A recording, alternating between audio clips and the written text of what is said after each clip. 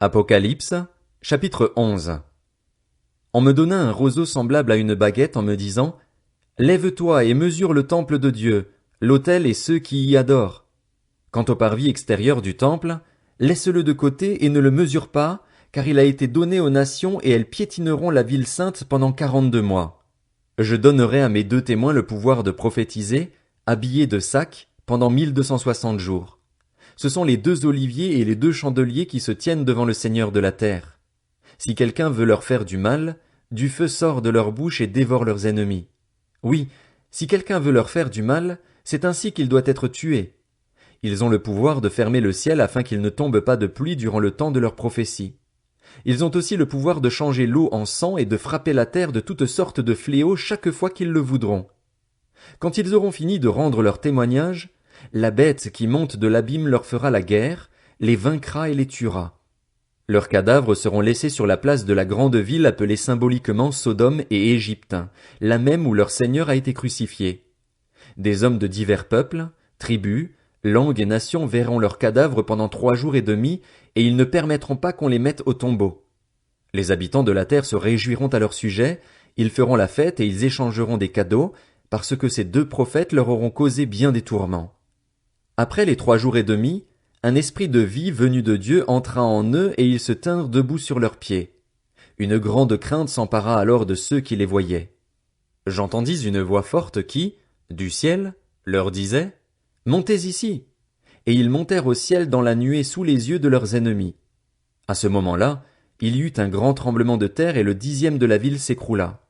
7000 hommes furent tués dans ce tremblement de terre. Les autres furent effrayés et rendirent gloire au Dieu du ciel.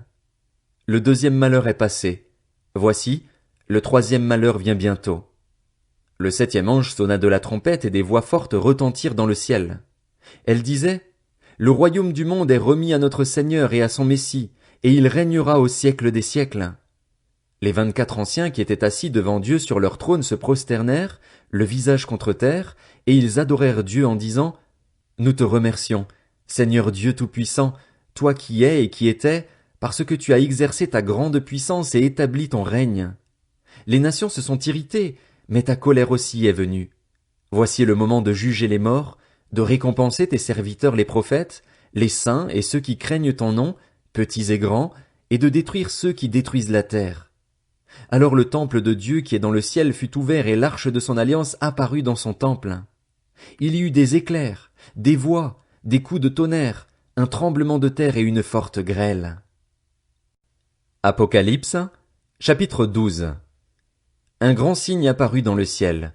C'était une femme enveloppée du soleil, la lune sous les pieds et une couronne de 12 étoiles sur la tête. Elle était enceinte et elle criait, car elle était en travail, dans les douleurs de l'accouchement. Un autre signe apparut dans le ciel. C'était un grand dragon rouge feu, qui avait 7 têtes et 10 cornes, et sur ses têtes 7 diadèmes. Sa queue entraîna le tiers des étoiles du ciel et les jeta sur la terre. Le dragon se plaça devant la femme qui allait accoucher, afin de dévorer son enfant dès qu'il serait né. Elle mit au monde un fils, un enfant mâle qui doit diriger toutes les nations avec un sceptre de fer, et son enfant fut enlevé vers Dieu et vers son trône. Quant à la femme, elle s'enfuit dans le désert, où Dieu lui avait préparé une place, afin d'y être nourrie pendant 1260 jours. Il y eut alors une bataille dans le ciel. Michel et ses anges combattirent contre le dragon. Le dragon et ses anges combattirent aussi, mais ils ne furent pas les plus forts, et il n'y eut plus de place pour eux dans le ciel. Il fut jeté dehors, le grand dragon, le serpent ancien, appelé le diable et Satan, celui qui égare toute la terre. Il fut jeté sur la terre et ses anges furent jetés avec lui. Puis j'entendis dans le ciel une voix forte qui disait, « Maintenant le salut est arrivé, ainsi que la puissance, le règne de notre Dieu et l'autorité de son Messie. En effet, il a été jeté dehors, l'accusateur de nos frères et sœurs, celui qui les accusait jour et nuit devant notre Dieu. Ils l'ont vaincu grâce au sang de l'agneau et grâce à la parole de leur témoignage, et ils n'ont pas aimé leur vie au point de craindre la mort. C'est pourquoi réjouis-toi, ciel, et vous qui habitez le ciel.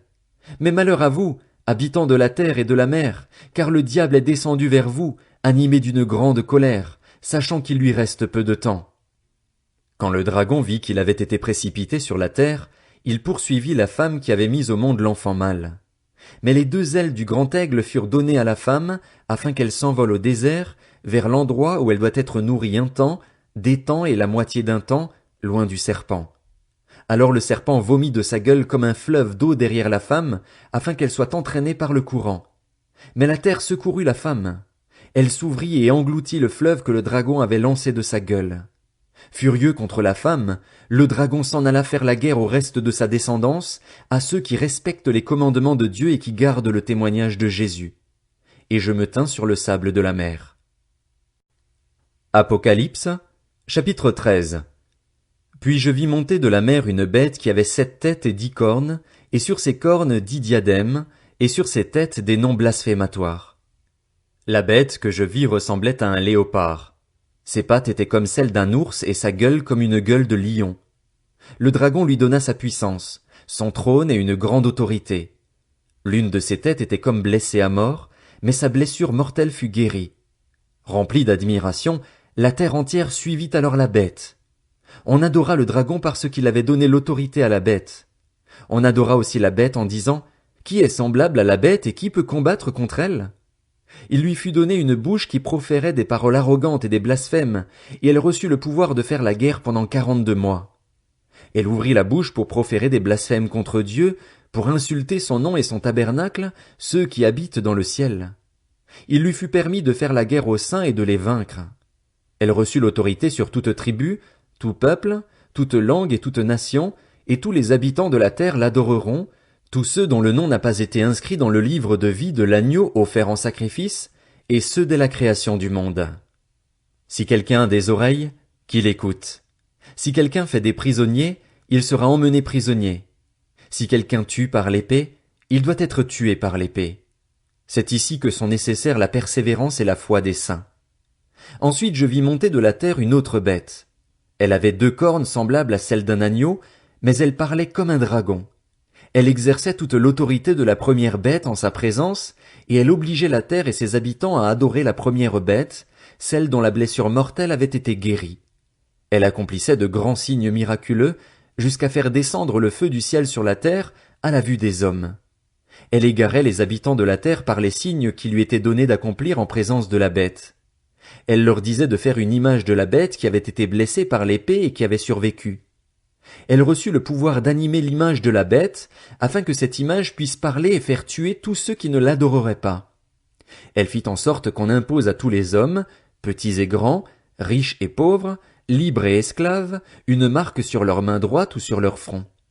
Ainsi, personne ne pouvait acheter ni vendre sans avoir la marque, c'est-à-dire le nom de la bête ou le nombre de son nom. Il faut ici de la sagesse. Que celui qui a de l'intelligence déchiffre le nombre de la bête, car c'est un nombre d'hommes. Son nombre est 666.